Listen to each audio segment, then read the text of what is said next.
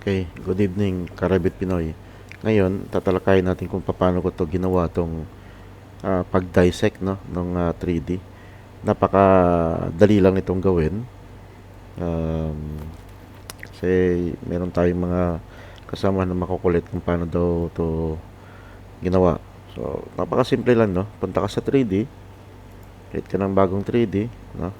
Tulad nito, gagawin natin, lilinisan muna natin to. Lagay natin dito, fine. Okay. Then shaded. Tapos tanggalin natin tong mga grids or levels. So VG, dito tayo sa VG, ano, hanapin natin yung grids. G grids. Okay, ano pang dapat mawala doon? Levels. So I think dalawa lang, no. Yun, medyo malinis na, no. So ito yung pinaka so hide lang natin to, EH. Ngayon, pangalanan natin tong ito. Pangalanan natin ng sample 3D 1. Okay?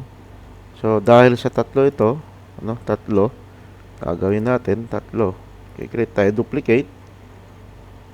Duplicate view, duplicate detailing, then duplicate na naman ulit to. Okay. So meron na tayo ngayon tatlong 3D. So dito sa sample 1, ito yung buo, no. Yan yung buong 3D. So click nyo lang to, no. Ito. So dapat ito, nakita nyo itong click dito sa corner, click nyo yan para yan yung tamang angle ng every views na ginawa ninyo.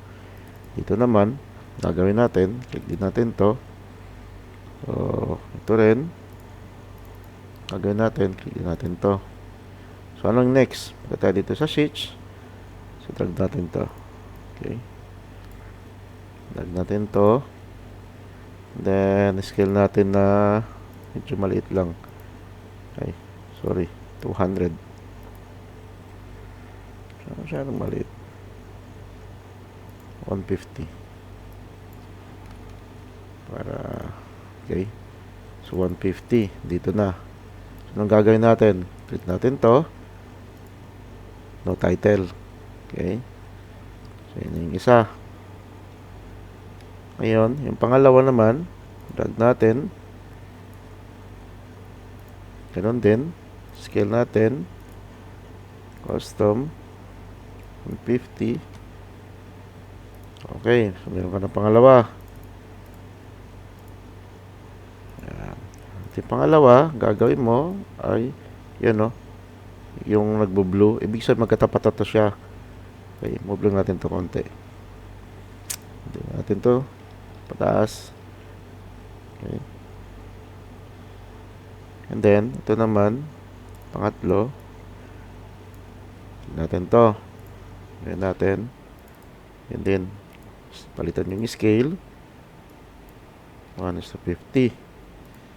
Okay, so double click sa labas, cancel, double click sa labas, and then palitan natin no title.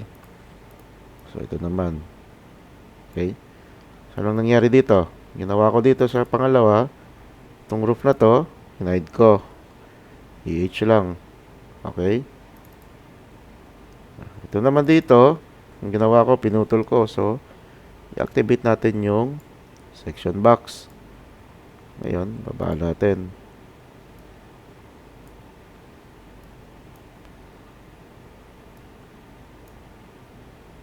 Masyado. Okay, ganyan lang. Pero after nitong ginawa mo, wag mong i-deactivate yung section box. Punta ka lang sa BG, i-off mo si section box dito. Okay, apply. Ngayon, okay na. So ang next step natin, line. So hidden, ginamitan ko lang dito ng hidden.